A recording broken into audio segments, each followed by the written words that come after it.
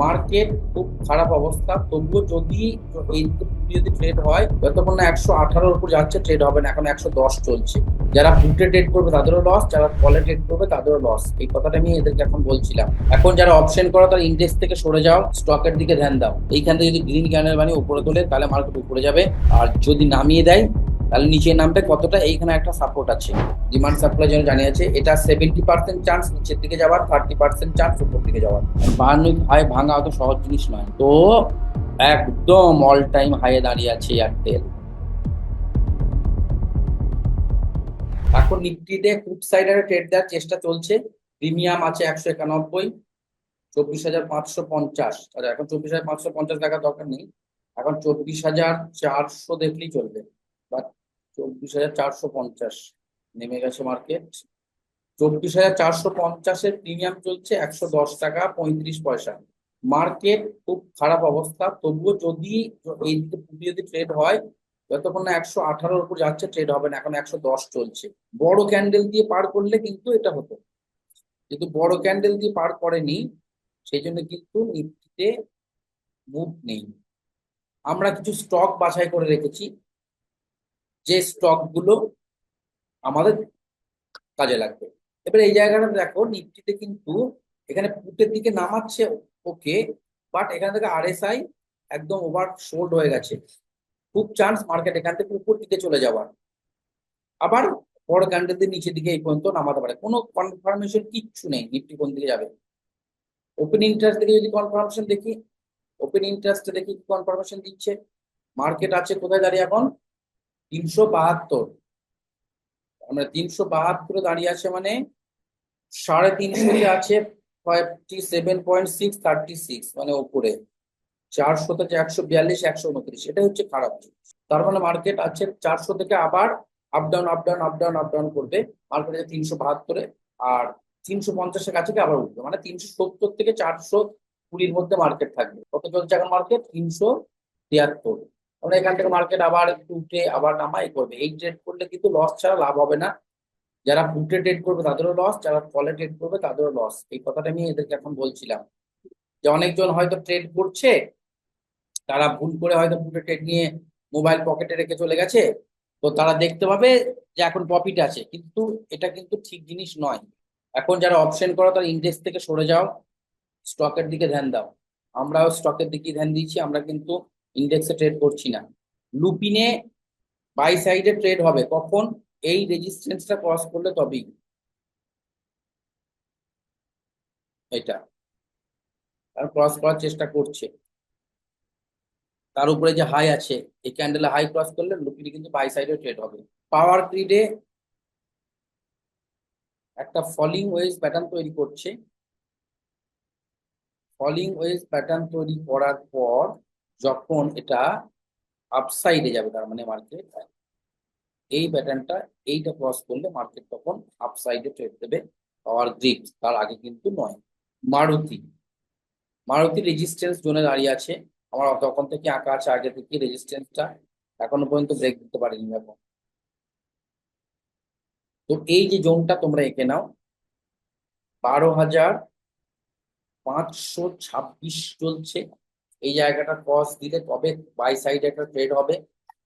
আর এই সাপোর্টটা এঁকে নাও 12,371, এর মধ্যে থাকলে ট্রেড হবে না, এবং এটা পেরিয়ে গেলে কিন্তু ট্রেড হবে। ফার্স্ট টার্গেট হবে এই জায়গাতে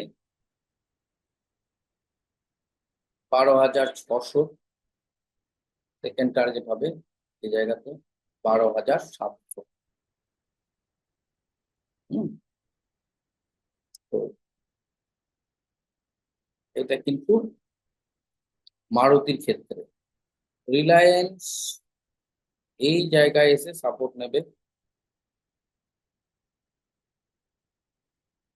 এবং যদি এই জায়গায় সাপোর্ট ভালো রকম নিয়ে নেয় কিন্তু আবার উপর দিকে মুভ দেবে। কত বললাম? প্রিমিয়ামটা 14,000, এই 1412 টাকা 95, 1413। ওই জায়গায় যদি সাপোর্ট নেয় আবার কিন্তু উঠবে, এবং ওই জায়গায় সাপোর্ট নিয়ে ওঠার ভালো চান্স আছে কিন্তু, কারণ আরএসআইও ওভার বট, ওভার সোল্ড দেখিয়ে দিচ্ছে। ওই জায়গায় সাপোর্ট নিয়ে মার্কেট উপর দিকে গেলে তখন তোমার বাই সাইডে রিলায়েন্স একটা ট্রেড করতে পারো।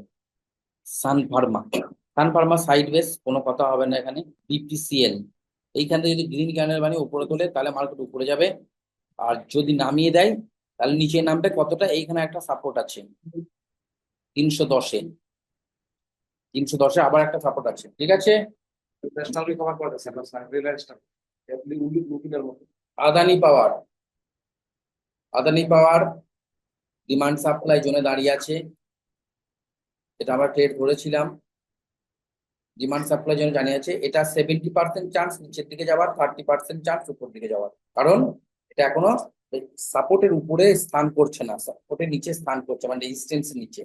তো 70% চান্স নিচের দিকে যাওয়ার।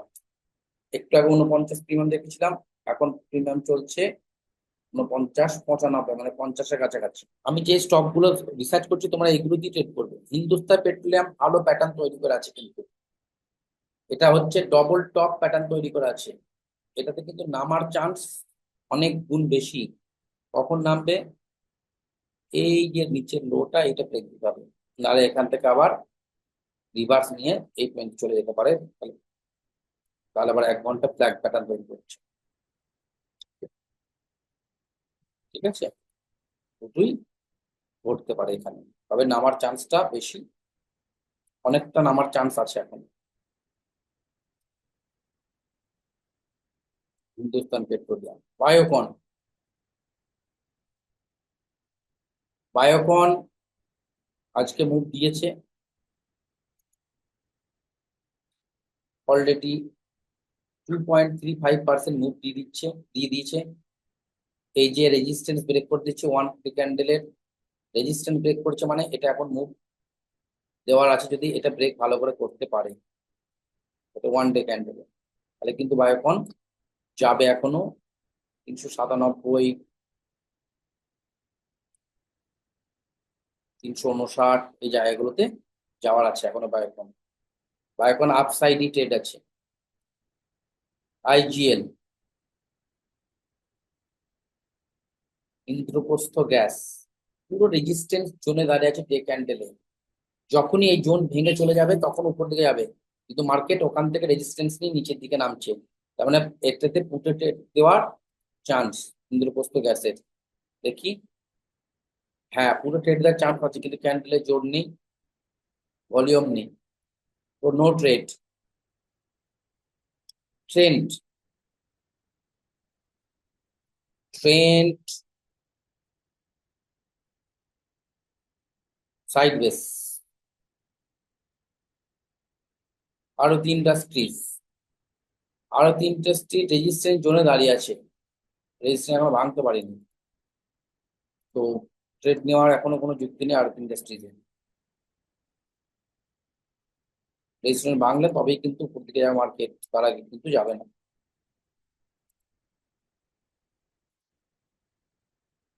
Mahindra and Mahindra gap up open দিয়েছে, রেজিস্ট্যান্স ব্রেক করার চেষ্টা, কিন্তু রেজিস্ট্যান্সের আগে দাঁড়িয়ে আছে ডে ক্যান্ডেলে। 15 মিনিটে গিয়ে দেখি কি বলছে, ট্রেড হচ্ছে না কিছু না। 108-এ চলে এসেছি পুটে, আমি বললাম না যতক্ষণ না 17 পার হবে যাবে না। সান ফার্মা কল সাইডে যাওয়ার জন্য রেডি করছে। মহিন্দ্রা অ্যান্ড মহিন্দ্রা,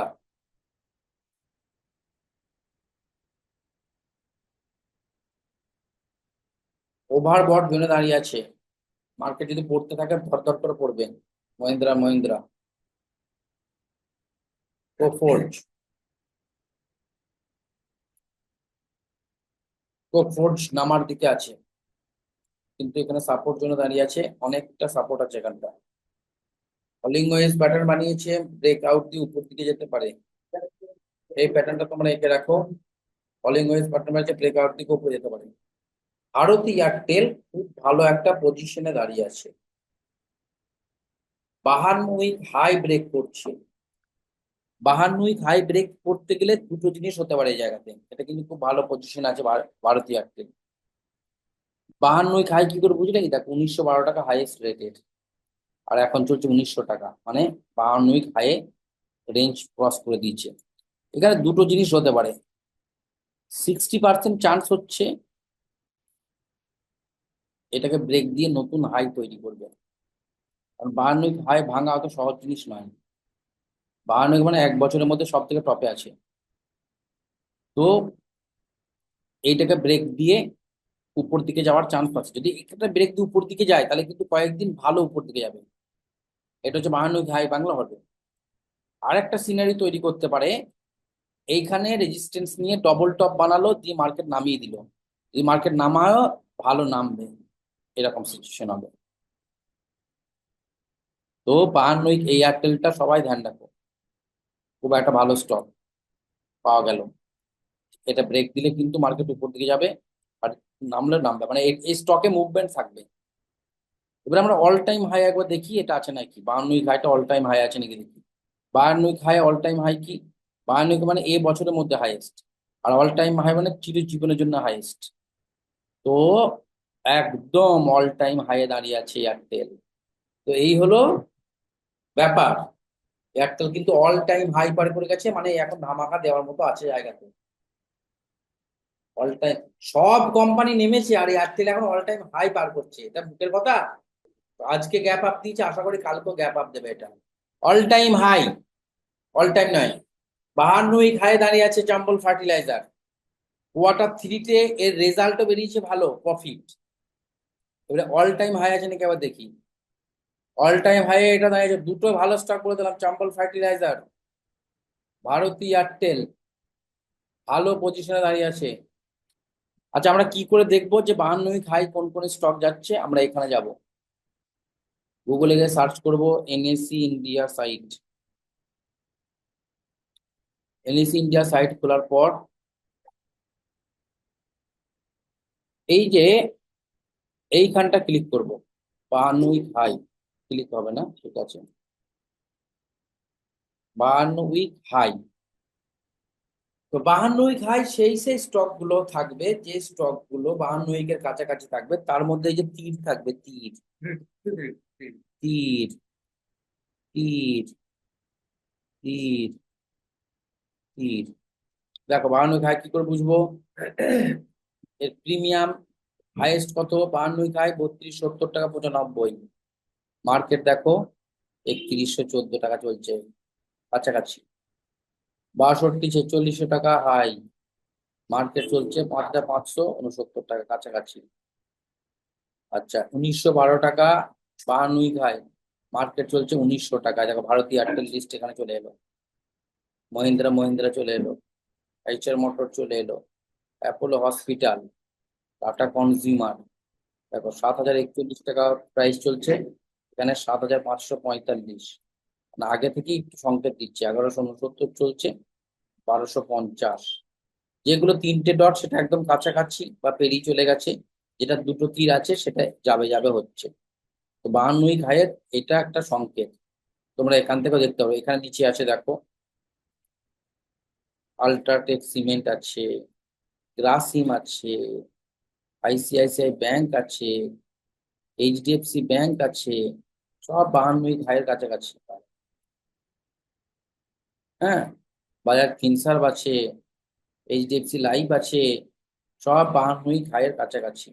এবার 52 হাই গুলো আমরা মার্ক করব, অল টাইম হাই মার্ক করব, সেই ট্রেড গুলোতে মুভ দেবে। এইরকম ভাবে রিসার্চ করলেই হবে। নিফটি এখন সাইড বেস, নিফটিতে কোনো গল্প হবে না। ডাব্লু প্যাটার্নটা কিন্তু লুপিনের বানিয়ে দিল, যেটা ব্রেক দিয়েছিল, ভালো মুভ দিয়েছিল একটা, তারপর আবার নামিয়েছে। ওই মুভটা দিয়েছিল পাওয়ার গ্রিড। দেখো পাওয়ার গ্রিড যেটা এখন হচ্ছে, পাওয়ার গ্রিডটা কেমন হবে দেখিয়ে দিচ্ছি। পাওয়ার গ্রিড এখান থেকে এসে এই পর্যন্ত আসবে, এখানে যদি সাপোর্ট নিয়ে গ্রিন ক্যান্ডেল বানিয়ে দেয় তাহলে কিন্তু মার্কেট আবার উপরে যাবে। এরকম হয় পাওয়ার গ্রিড। মারুতি ব্রেক দিয়ে দিয়েছে, দেখলে যেগুলো রেজিস্ট্রেশন সব এঁকে দিয়েছিলাম সব কিন্তু করে দিয়েছে। তো কি করলে বসে থেকে আর এসব দেখছো না, আমি কিন্তু বলছি। মারুতি ব্রেক দিয়ে দিল, একটু আগে বলেছিলাম। রিলায়েন্স দুপুরে ব্রেক দিয়ে দিয়েছিল তো, আবার ঘুরে এলো। রিলায়েন্স সাপোর্টে দাঁড়িয়ে আছে এখনো পর্যন্ত, সাপোর্ট এখনো ভাঙতে পারেনি, সাপোর্টে দাঁড়িয়ে আছে। ঠিক আছে, তোমরা এগুলো ফলো রাখো, আজকে এখানেই শেষ করছি, এগুলো ফলো রাখো।